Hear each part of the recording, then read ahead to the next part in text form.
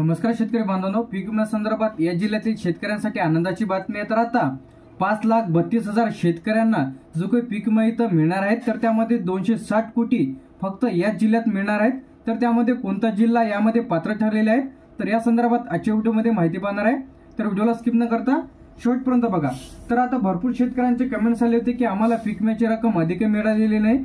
तर अशा सर्व शेतकरी बांधवांनी 2022 खरीप रब्बी, 2023 खरीप रब्बी, 2024 खरीप रब्बी तर अशाच जर पीक विमा तुम्हाला जर मिळालेला नसेल तर तुम्हाला आता तक्रार नोंदवायची आहे।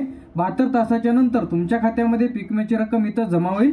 तर आता 5,32,000 जे की शेतकऱ्यांना याचो का जो काही पीक विमा आहे 260 कोटीचा पीक विमा कोणत्या जिल्ह्यासाठी मंजूर झालेला आहे तर त्यामध्ये जो काही जिल्ह्यांचा यामध्ये समावेश करण्यात आलेला आहे तर यामध्ये धाराशिव जिल्ह्यातील सर्व शेतकरी बांधवांसाठी खुशखबर आहे। तर आता जो काही तुम्हाला धाराशिव जिल्ह्यातील तुम्ही जर असाल तर तुमच्यासाठी 260 कोटीचा जो काही पीक विमा आहे ते मंजूर झालेला आहे। तर लवकरच तुमच्या जिल्ह्यात हा जो पीक विमा आहे ते वाटप सुरू होणार आहे।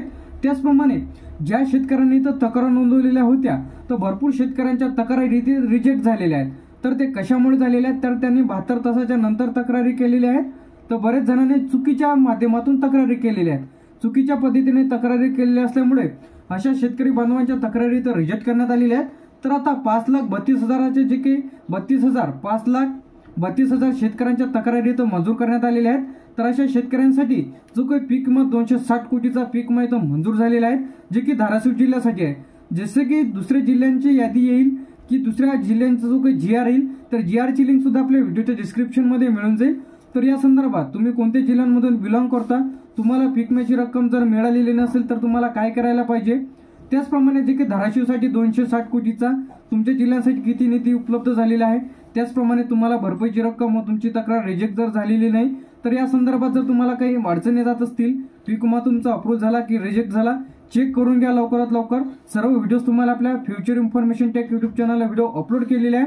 तर लगेच पहा। थँक्यू।